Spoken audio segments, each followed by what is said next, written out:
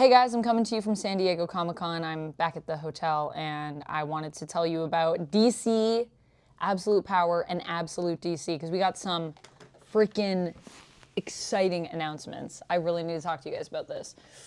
So it was a really awesome panel. I actually got the ash can for going, so that was really cool to read. It's really good, I'm just gonna say. And also we got some pins, so that was what they were giving out. Yeah, okay, so let's talk about this panel. So this panel, I just gotta say, everything that is Absolute Power is blowing my mind right now. Everything that is Absolute Power and everything that is Absolute DC, every time I hear more details about this, I'm like, oh man, I'm like really here for this. So I'm really excited for when this comes out and I cannot wait to talk more about it with you. But we're just gonna go over some of the things they talked about at the panel in terms of some new details that we're getting in terms of Absolute DC especially, but also in regards to some cool stuff I learned about Absolute Power. So All In actually came out of Scott Snyder hearing that like superheroes were basically done, like superheroes were over, like it's the end of like superheroes. And Scott Snyder was like, I'm not really here for that. I don't believe that. And I want to bring something in to kind of revitalize stuff and just show people superheroes are the legacy of comics. They are still here. They're still relevant. They're still cool. Scott Snyder kind of talked about that in his announcement video that he did. So you've probably heard about that before, but just wanted to clarify that with you guys. I thought that was pretty cool. All in all, they basically want this to be New 52 meets Rebirth. So the idea is going to be new stories that create new moments alongside stories that exist in the continuity. So we're going to have things that are different and we're going to have things that are staying the same.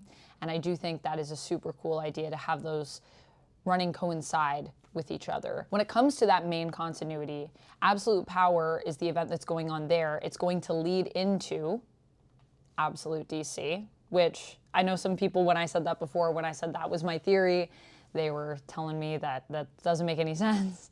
But they confirmed that, I feel, in this panel by saying that Absolute Power is going to end as Absolute DC comes in with the All In initiative. So pretty cool. Absolute Power was originally going to be called Powerless. That's something that we learned in this panel from Mark Waid, and I feel like that's a really cool concept because what it represents is that when these characters lose their powers, it's not just about them losing their powers, it's also about how what defines a hero isn't actually their power set, it's how they approach being a hero. It's what they represent, what they stand for, the actions that they take. And so it's not just about their power set, and that was the whole idea of Absolute Power, which was going to be called Powerless because of that. Now, granted, I understand why they decided to go with Absolute Power over Powerless. I just think it's more of a name that's going to sell books, but also because Amanda Waller has Absolute Power with the heroes now being powerless.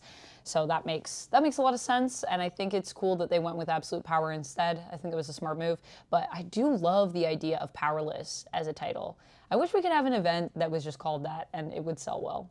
I don't think it would, but I think it's such a cool concept, so I loved hearing that. Now, when it comes to Absolute DC, what we're doing with that is we're getting completely different takes on these main characters, but the thing that I love about this is that they reiterated the importance of staying true to the core of who these characters are while also doing something completely different with them.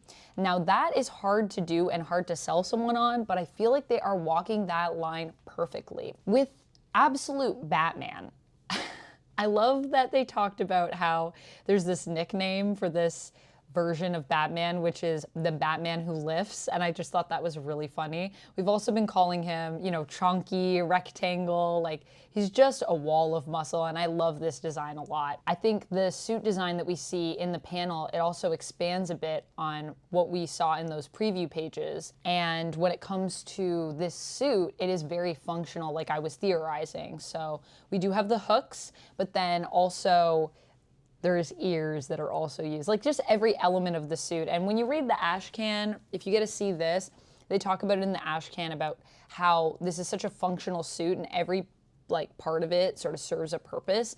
It's a really cool design. I just think it's really different, but also is so iconic and so true to who Batman is in terms of the look. Scott Snyder actually talks about being on this book and how he initially didn't want to do Batman. He was very resistant because he's done Batman so much, which I know is a thing a lot of fans have had concerns about. And I think he addressed this really beautifully in the fact that he said, you know, that was his concern as well, but that he was just so enamored by what DC wanted to do with this new initiative and the idea of even leading an initiative that he just couldn't say no. And ultimately, he came up with a really cool idea for what he wanted to do with Batman, and he pitched it to Nick Dragotta, and Dragotta was so on board that he dropped everything to jump into this.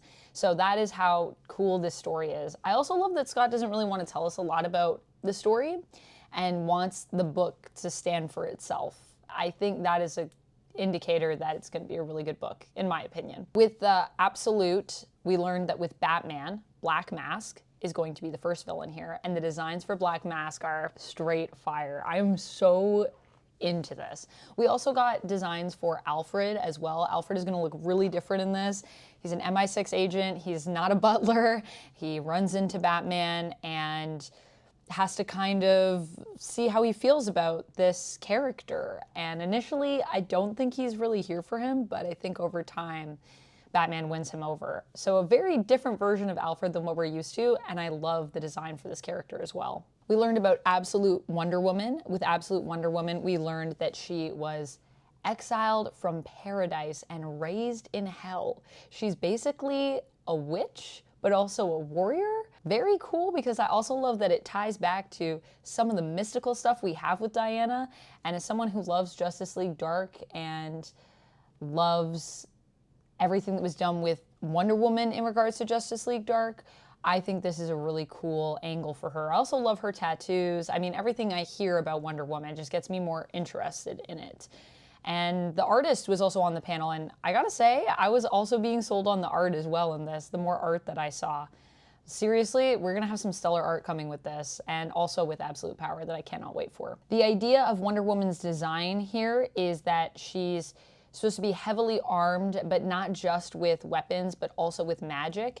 And they use the words lava under rocks to describe her design. So this warmth trapped under sort of a black stone exterior. Her mount looks so cool. I'm really excited for this.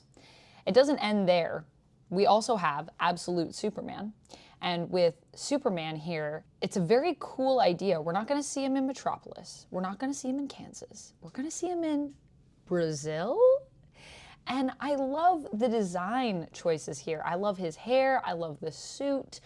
I just feel like I'm really curious to see what kind of different take they're gonna have on Superman, but where it still sounds like it's going to ring true to the core of who Superman is. There's not going to be a lot of crossovers to start. A lot of these characters are going to be on their own for the foreseeable future, and then I think eventually maybe we'll get some stuff with that. So it's going to be very much everyone has their own story.